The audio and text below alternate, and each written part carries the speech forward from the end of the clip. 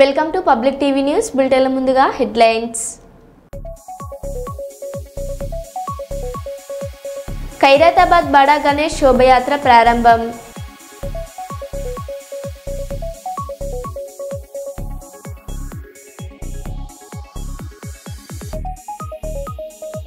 Urea కేంద్రం వద్ద జుట్టు పట్టుకొని కొట్టుకున్న మహిళలు.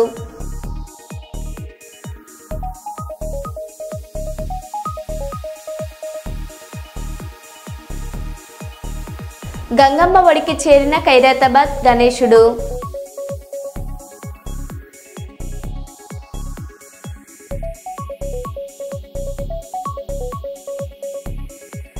సుల్తానాబాద్ పిఎస్సిఎస్ ఎదుట యూరియా కోసం రైతుల ధర్నా.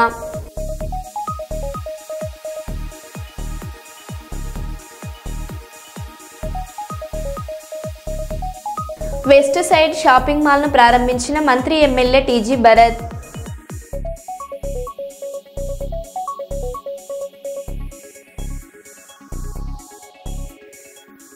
ఇక వివరాల్లోకి వెళ్తే, తెలంగాణ రాష్ట్ర పీసీసీ అధ్యక్షుడిగా మహేష్ కుమార్ గౌడ్ సంవత్సర కాలం పూర్తి చేసుకున్న సందర్భంగా వారికి ఆర్థిక శుభాకాంక్షలు. ఎన్నో సంక్షేమ పథకాలు ప్రజల్లో తీసుకెళ్లడానికి కీలక పాత్ర పోషించిన మహేష్ కుమార్ గౌడ్ చెప్పవచ్చు. ఎప్పటికప్పుడు రేవంత్ రెడ్డి గారు ప్రవేశపెట్టిన పథకాలను గ్రామస్థాయి నుంచి మండలాలలో, డివిజన్లలో, జిల్లాలలో తీసుకెళ్లడంలో విజయవంతం అయ్యారు. రాబోయే రోజుల్లో తెలంగాణ ప్రజల ఆశీస్సులతో, కాంగ్రెస్ నాయకుల ఆశీస్సులతో, జాతీయ నాయకులు ఖార్గే గారు, సోనియా గాంధీ గారు, రాహుల్ గాంధీ గారు ఆశీస్సులతో తెలంగాణకు రాబోయే రోజులు ముఖ్యమంత్రి కావాలని తెలంగాణ ప్రజల ఆకాంక్ష. కాంగ్రెస్ నాయకుల పక్షాన బడుగు బలహీన వర్గాలకు ఒక అవకాశం, బీసీ నినాదంలో బీసీకి ముఖ్యమంత్రి ఇవ్వాలని రాజనాల శ్రీహరి కోరినారు. శుభాకాంక్షలు తెలియజేస్తున్నాను.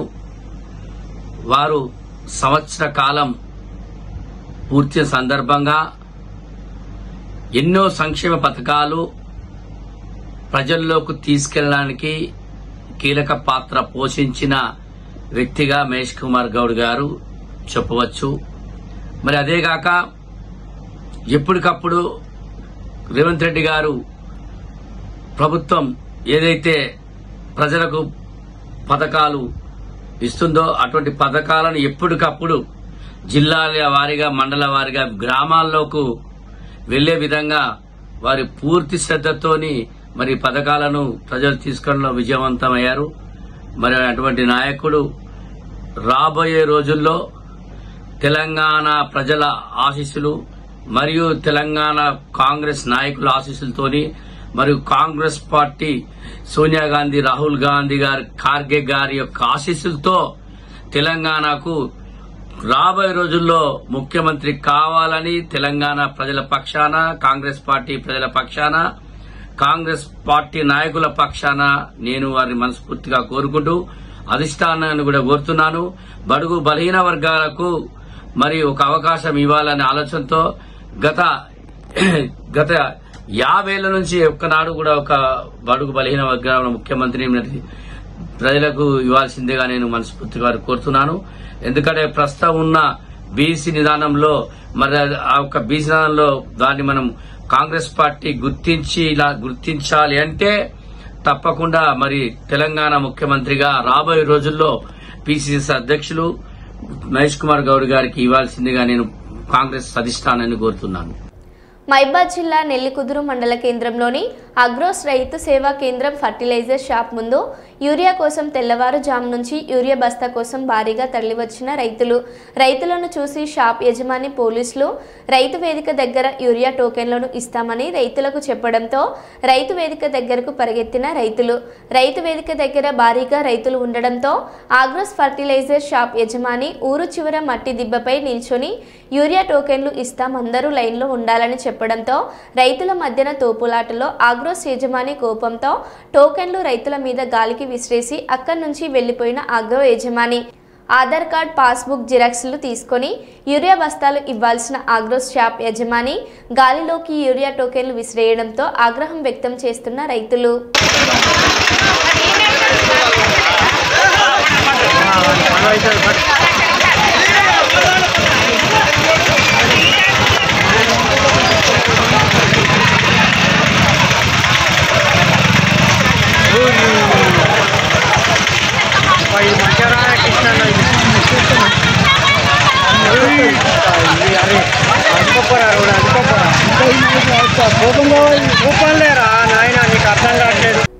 టీటీడీకి దేశవ్యాప్తంగా ఉన్న దేవాలయాల సంరక్షణకు పదవి విరమణ చేసిన వారికి ఉద్యోగ అవకాశాలు కల్పించే నోటిఫికేషన్పై పునఃపరిశీలన చేయండి. టీటీడీ ఉద్యోగస్తుల పదోన్నతులపై న్యాయ సలహా తీసుకుని తక్షణమే పరిష్కరించండి. సిమ్స్లో సుదీర్ఘకాలంగా పనిచేస్తున్న వారికి న్యాయం చేయండి. రాష్ట్ర ముఖ్యమంత్రి వర్యులు శ్రీ నారా చంద్రబాబు నాయుడు గారికి, దేవాదాయ శాఖ మంత్రి వర్యులు శ్రీ ఆనం రామనారాయణ రెడ్డి గారికి, బీజేపీ నేత నవీన్ కుమార్ రెడ్డి గారికి విజ్ఞప్తి. నిరుద్యోగ యువతంతా కూడా రాయలసీమ ప్రాంతానికి సంబంధించి టీటీడీ వైపు ఎదురు చూస్తున్నారు. టీటీడీలో ఉద్యోగ నియామకాల నోటిఫికేషన్ ఎప్పుడెప్పుడు వస్తుందా అని చెప్పని. ఇలాంటి సందర్భంలో టీటీడీలో ఇటీవల దేశవ్యాప్తంగా ఉన్నటువంటి దేవాలయాల సంరక్షణ కోసం ఏదైతే టీటీడీ దేవాలయాలు ఉన్నాయో అక్కడ ఒక అధికారిని పెట్టాలని చెప్పని ఎవరైతే టీటీడీలో పదవీ విరమణ చేస్తుంటారో వాళ్ళని మళ్ళా మేము అవకాశం కల్పిస్తాము అని చెప్పని ఒక నోటిఫికేషన్ ఇవ్వడంతో ఈరోజు నిరుద్యోగ యువతంతా కూడా నిరుత్సాహపడిపోయారు. అదేవిధంగా టీటీడీలో ఉన్నటువంటి ఉద్యోగస్తులంతా కూడా ముక్త కంఠంతో ఖండిస్తున్నారు. దయచేసి సహృదయంతో టీటీడీ ఉన్నతాధికారులు దీన్ని పరిశీలించాలి. ఎందుకంటే ఈరోజు పదోన్నతులు లేకుండా కోర్టులో జరుగుతున్నటువంటి కేసులని పూచిగా చూపించి గత ప్రభుత్వము ఎవరైతే అర్హత కలిగి పదోన్నతులు రావాలని ఎదురు చూస్తున్నారో వాళ్ళందరికీ కల్పించలేదండి. దానితో ఈరోజు ఉన్నతాధికారుల పోస్టులన్నీ కూడా పదవీ విరమణ చేసి వెళ్ళిపోతున్నారు. కొత్తగా నియామకాలు చేపట్టడం లేదు. దీని కారణంగా ఎవరైతే పదోన్నతులు రావాలో వాళ్ళు నష్టపోతున్నారు. కాబట్టి దయచేసి టీటీడీ ధర్మకర్తల మండలి చైర్మన్ సభ్యులు ఒక కమిటీ ఏర్పాటు చేసి యుద్ధ ప్రాతిపదికన పదోన్నతుల విషయంలో టీటీడీలో న్యాయం జరిగేలా అందరికీ మీరు వెంటనే పని ప్రారంభించాలని చెప్పి కోరుతున్నానండి. అదేవిధంగా రెండవ అంశం స్విమ్స్కి సంబంధించి ఈరోజు స్విమ్స్లో అనేక సంవత్సరాలుగా చాలని జీతాలకి అన్ని శాఖలలో పనిచేస్తున్నారండి. వాళ్ళు ఏ రోజైనా మనం పర్మనెంట్ కాబోతామా లేదా ఖచ్చితంగా మన పదోన్నతి వస్తుంది జీతాలు పెంచుతారని చెప్పని ఎదురు చూస్తా అంటే వాళ్ళని కూడా నిరాశపరిచే పరిస్థితి వస్తుంది. ఈరోజు స్విమ్స్లో ఒక నోటిఫికేషన్ ఇచ్చారు. ఆ నోటిఫికేషన్ ప్రకారం ఇతర విభాగాలలో పనిచేస్తున్నటువంటి నాన్ మెడికల్ అభ్యర్థులకు కూడా అవకాశం కల్పించే విధంగా సెంట్రల్ పే కమిషన్ ప్రకారం జీతాలు కల్పించి నోటిఫికేషన్ నందు మార్పులు చేసి పత్రికల్లో వస్తున్న విమర్శలకు సమాధానం చెప్పాలని చెప్పని నేను టీటీడీ యాజమాన్యాన్ని విజ్ఞప్తి చేస్తున్నా. ఎందుకంటే ప్రస్తుతం స్విమ్స్లో ఇచ్చినటువంటి నోటిఫికేషన్ కారణంగా అక్కడ పనిచేస్తున్నటువంటి అనేక సంవత్సరాలుగా పనిచేసినటువంటి వారికి అభద్రతా భావం వచ్చేసిందండి. అంతేకాక స్విమ్స్లో 15-20 సంవత్సరాలుగా అడహాక్లో పనిచేస్తున్నారండి నాన్ మెడికల్ ఉద్యోగస్తులు. ఇది వరకు స్టాఫ్ నర్సులతో మిగిలిన వారి సర్వీసులను రెగ్యులరైజ్ చేసి వారికి తగిన న్యాయం చేయడానికి టీటీడీ ధర్మకర్తల మండలి ప్రత్యేకమైనటువంటి చొరవ చూపాలని చెప్పి విజ్ఞప్తి చేస్తున్నారు. ఇదే విషయంలో ఐవి సుబ్బారావు గారు ఆ రోజు ఒక ఐఏఎస్ కమిటీని వేసి కూడా ఒక నివేదిక ఇచ్చారు. ఆ నివేదిక అధికారులకు తెలుసు, దాన్ని కూడా పరిశీలించండి అని చెప్పని కోరుకుంటున్నాను. ఎందుకంటే వయసు రీత్యా ఇక్కడ దాదాపు 18-20 సంవత్సరాలుగా స్విమ్స్లో పనిచేస్తున్నారు. వాళ్ళు ఈరోజు ప్రభుత్వం నోటిఫికేషన్ ఇస్తే కూడా అక్కడికి ఉద్యోగాలు వచ్చే అవకాశాలు లేవు. వాళ్ళు ఇక జీవితాంతం స్విమ్స్లో పనిచేయాల్సిందే. దయచేసి వాళ్ళ అర్హతను బట్టి సీనియారిటీని బట్టి స్విమ్స్లో వెంటనే పదోన్నతులు కల్పించి జీతాలు పెంచాలని చెప్పని నేను టీటీడీ యాజమాన్యాన్ని విజ్ఞప్తి చేస్తున్నా. ఎందుకంటే టీటీడీకి సంబంధించి ప్రధాన గణాంకాధికారి అదేవిధంగా ఈ సర్వీస్ మ్యాటర్స్ చూసే అధికారి స్విమ్స్లో ఒక కీలక విభాగాధిపతి వీళ్ళ ముగ్గురు కూడా త్రిమూర్తుల్లాగా ఈరోజు ఎక్కడ వేసిన గొంగలు అక్కడే అండి. టీటీడీలో ఉద్యోగ పదోన్నతుల్లో ఆలస్యం చేయిస్తున్నారు. అదేవిధంగా స్విమ్స్లో ఉద్యోగస్తుల జీవితాలతో చెలగాటం ఆడుతున్నారు.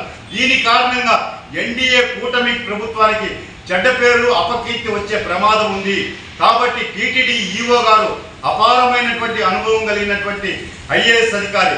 వారు సహృదయంతో అడిషనల్ ఈఓ గారు, తిరుపతి జేఈఓ గారు, టీటీడీ చైర్మన్ గారు మీరు నలుగురు టీటీడీ ధర్మకర్తల మండలి సమావేశంలో అత్యవసర సమస్యగా ఈ స్విమ్స్లో ఉద్యోగస్తుల సమస్యని అదేవిధంగా టీటీడీ ఉద్యోగస్తుల పదోన్నతుల విషయంలో సుదీర్ఘంగా చర్చించి శాశ్వత పరిష్కారం చూపి ఈరోజు టీటీడీ ఉద్యోగస్తుల సిమ్స్ ఉద్యోగస్తుల మన్ననలు పొందాలని చెప్పని మనస్ఫూర్తిగా నేను ఒక ఎన్డీఏ కూటమి బీజేపీ నాయకుడిగా స్థానికుడిగా ఈరోజు అధికారులకి ధర్మకర్తల మండలి చైర్మన్ గారికి విజ్ఞప్తి చేస్తున్నానండి.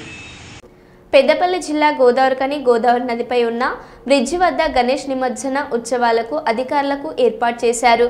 నదిపై నుండి విగ్రహాలను నిమజ్జనం చేస్తున్న సమయంలో అపశృతి చోటు చేసుకుంది. రామగుండం అక్బర్ నగర్కు చెందిన రాజేష్ అనే యువకుడు గణేష్ నిమజ్జనం కోసం రాగా విగ్రహాన్ని నదిలో నిమజ్జనం చేస్తున్న సందర్భంలో విగ్రహంతో పాటు జారి గోదావరి నదిలో గల్లంతయ్యాడు.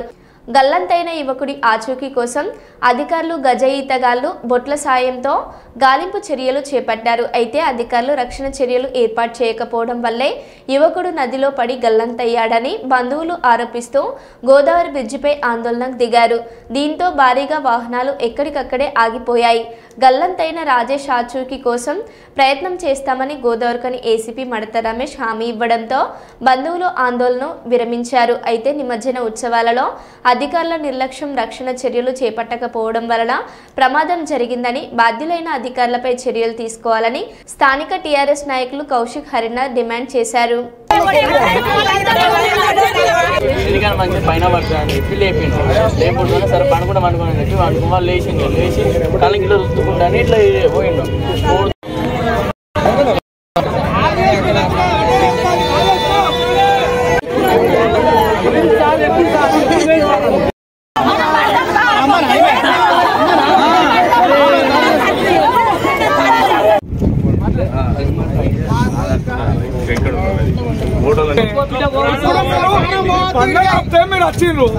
మరి అప్పుడెందుకు రాలే?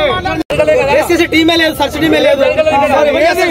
ఎప్పుడు చేస్తారు? ఇంకెప్పుడు 12 hours కావస్తుంది, 12 o'clock కావస్తుంది. ఇప్పటి వరకు సంబంధించిన అధికారులు రాలేదు, సంబంధించిన సిబ్బంది లేదు. ఇక్కడ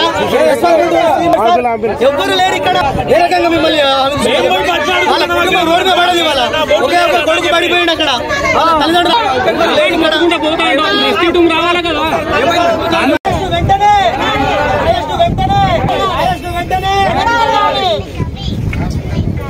సార్ ఈడు ఉన్నాడు, లైవ్ ఉన్నాడు. ఈయన అడగండి సార్, మీరు అడగండి. ఇన్ఫర్మేషన్ ఇచ్చాను.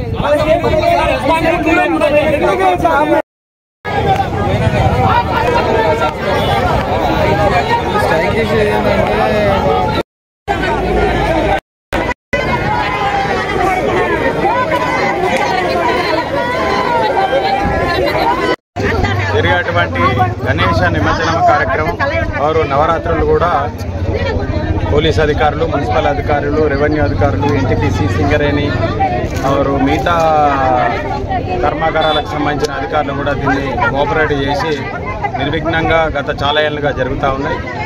ఇవాళ కూడా గత 10 రోజులకెళ్ళి ఆల్మోస్ట్ ఒక మంచి స్టేజ్లో జరిగినాయి.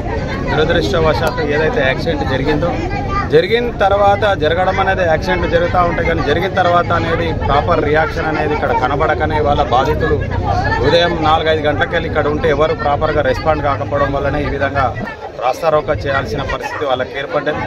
రాస్తారోకా చేసేది బాధితులు, వాళ్ళకేం ఇష్టంగా ఎవరు చేయరు. జరిగినటువంటి ఇక్కడ ఏదైతే గత 6-7 గంటలకి జరుగుతున్నటువంటి పరిణామాలు నచ్చక యాస్టకు వచ్చి ఒక బోట్ లేదట, బోట్కు పెట్రోల్ లేకపోతే వీళ్ళు తీసుకొచ్చే పరిస్థితి ఉన్నది. ఇదంతా కూడా ఇక్కడ ఉండి చూడాల్సిన అధికారుల వైఫల్యం. ఇప్పుడు మాత్రం యాక్సిడెంట్ జరిగేటప్పుడు ఎవరేం చేయలేరు, కానీ అయిపోయినాక మాత్రం ఇమీడియట్లీ రెస్క్యూ చేయాల్సిన అవసరం ఉండే. ఆయన ఒక నిమిషం మాత్రం మనిషి తేలుకుంటూ పోతా ఉన్నాడు. ఇమీడియట్లీ బోట్లు వస్తే ప్రాణాలు సేవ్ అయ్యేటి, ఇంత ఉపద్రవం ఉండదు. ఇప్పటికి కూడా అధికారులు ఎవరు ప్రాపర్గా రెస్పాండ్ చేయక ఈ విధంగా రాస్తారోకో చేయాల్సిన అవసరం ఏర్పడుతుంది. పెద్ద ఎత్తున ప్రయాణికులు కూడా ఇబ్బంది పడుతూ ఉన్నారు బస్సులల్లో, కార్లల్లో. ఇది చాలా శోచనీయం. ఏదాడ పెట్టుకొని డ్యాన్సులు చేయడానికి వచ్చే ప్రజాప్రతినిధులకు ఇక్కడ జరిగే కనబడతలేదా అని చెప్పి నేను అడుగుతా ఉన్నా. ఇప్పటికైనా ఇమ్మీడియట్లీ దీనికి సంబంధించిన అధికారులు ఎవరు ఉన్నారో, ఏసీపీ గారు కావచ్చు, డీసీపీ గారు, ఇంకెవరైనా రెవెన్యూ అధికారులు వచ్చి ఇమ్మీడియట్లీ వాళ్ళకు రిలీఫ్ ఇచ్చి ఒక హామీ ఇచ్చి మేము పనిచేస్తాం, మీకు దగ్గర ఉండి మేము చేపిస్తాం అనేది కావాలి. అవరు ఆ బోట్లు ఎందుకు టైంలో రాలేదు, దానికి పెట్రోల్ ఎందుకు లేదు, దానికి సరి అయినటువంటి పరిణామాలు ఎందుకు జరగలేదు, వారి మీద చర్యలు తీసుకుంటారు అనేది కూడా దీని తర్వాత ఫస్ట్ బాడీని వెలికి తీయాలి. తీసిన తర్వాత ఇక్కడ ఫెయిల్యూర్ అయింది, అది దాని మీద చర్యలు తీసుకోవాలని చెప్పి మేము డిమాండ్ చేసి ఇమ్మీడియట్ అధికారులు రండి, వాళ్ళతో మాట్లాడి వాళ్ళకు మేము ఈ విధంగా ఇప్పుడు ఇమ్మీడియట్ కార్యాచరణ చేపడుతున్నామని చెప్పి ట్రాఫిక్ క్లియర్ చేసుకొని పనిచేయాల్సిన బాధ్యత ఉన్నదని చెప్పి మేము తెలియజేస్తాం. మంచిర్యాల జిల్లా వినాయక చవితి వేడుకల సందర్భంగా ఆధ్యాత్మిక కేంద్రంగా శాంతియుతంగా నిమజ్జన వేడుకలు నిర్వహించుకోవాలని డీసీపీ భాస్కర్ పేర్కొన్నారు. జిల్లా కేంద్రంలోని 100 ఫీట్ల రోడ్ల వద్ద ఏర్పాటు చేసిన వినాయక నవరాత్రి ఉత్సవాలను పురస్కరించుకొని వినాయకుని మండపంలో ప్రత్యేక పూజలు నిర్వహించారు. అనంతరం డీసీపీని అంజనిపుత్ర ఎస్టేట్ చైర్మన్ గుర్రాల శ్రీధర్, ఎండీ పిల్లి రవి ఘనంగా సన్మానించారు. ఈ సందర్భంగా ఆయన మాట్లాడారు.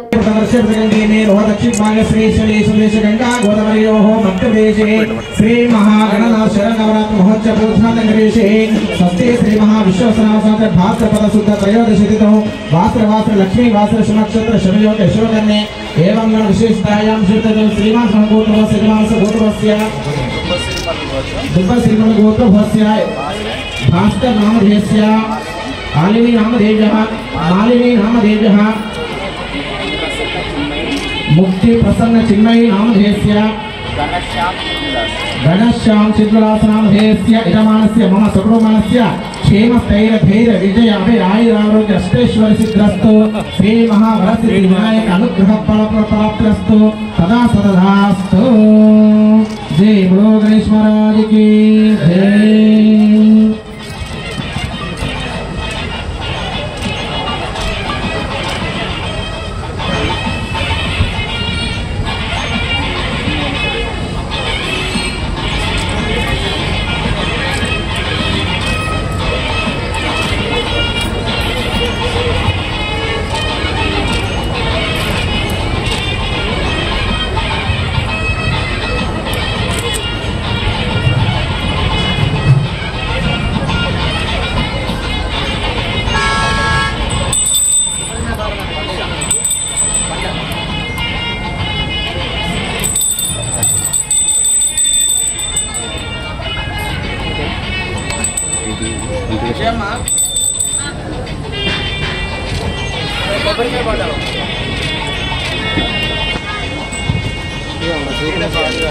అసలు దీని పక్క దీంతో మన దండ పెట్టేది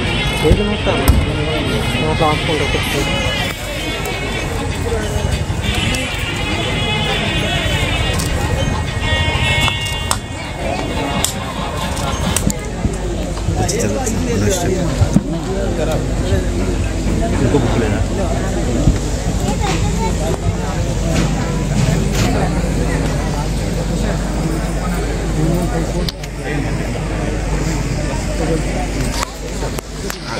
కొంచెం సైడ్ సుమన వెనక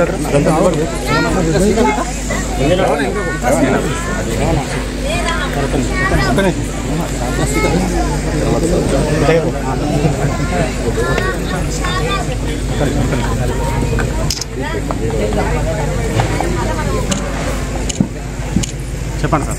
నవరాత్రి ఉత్సవాల శుభాకాంక్షలు.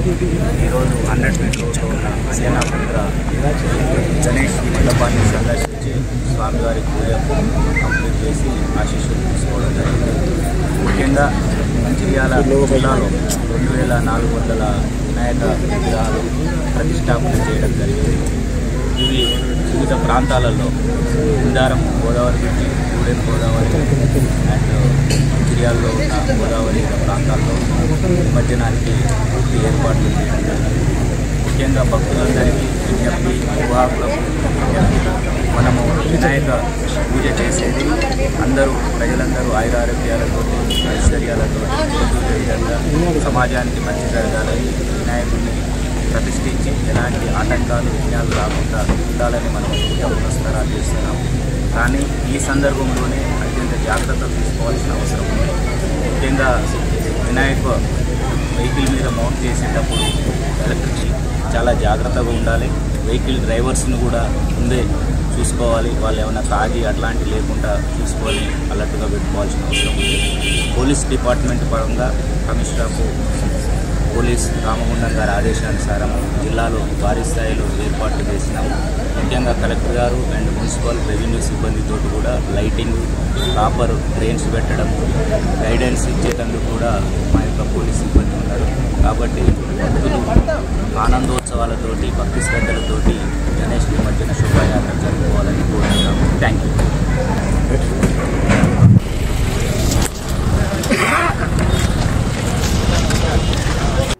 సర్వేపల్లి రాధాకృష్ణ జన్మదినం సందర్భంగా కర్నూలు జిల్లాలో ఉపాధ్యాయ దినోత్సవంలో భాగంగా కర్నూలు కలెక్టరేట్ కార్యాలయంలో విద్యాశాఖ ఆధ్వర్యంలో సన్మాన కార్యక్రమానికి ముఖ్య అతిథిగా ఎంపీ బస్తిపాటి నాగరాజు, జిల్లా కలెక్టర్ రంజిత్ బాషా, ఎమ్మెల్యే గౌరు చరితారెడ్డి, నాగేశ్వరరావు యాదవ్, కైప పద్మలతారెడ్డిలు పాల్గొని ఉపాధ్యాయులను శాల్వా కప్పి మెమోటోలు అందజేయడంతో ఉపాధ్యాయులు ఆనందోత్సవంలో మునిగి తేలారు.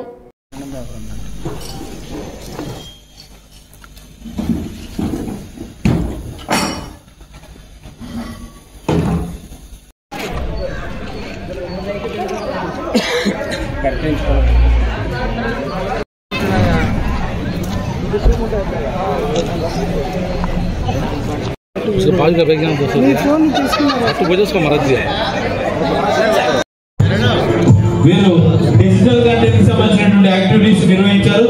అలాగే వీరు అనేకమైనటువంటి అవార్డు ప్రమోషన్ లో వనగండ్ల మండలికి చేసి ఉన్నారు. వారు విద్యార్థుల పట్ల అంకితభావంతో పనిచేస్తూ తల్లిదండ్రులు మరియు విద్యార్థుల యొక్క పురోగతులను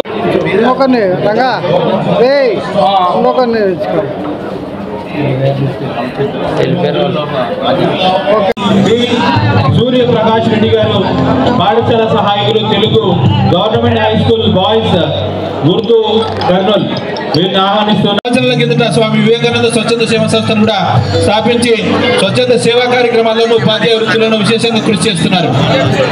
ఆహ్వానిస్తున్నాం. పేర్లతో ఆహ్వానించినటువంటి వారు, అలాగే ఎవరైనా మిస్ అయినా కూడా రాష్ట్ర స్థాయిలో ప్రభుత్వం నియమించినటువంటి డైరెక్టర్స్ గా, కార్పొరేషన్స్ గా కలెక్టర్ గారు, అలాగే వీరపాండ్యం గారు 19 నుండి కూడా ఇప్పటి వరకు అనేకమైనటువంటి ప్రాంతాల్లో విద్య 18 సంవత్సరాలుగా సాధిస్తున్నటువంటి వీరు మీరు అనేక కార్యక్రమాలు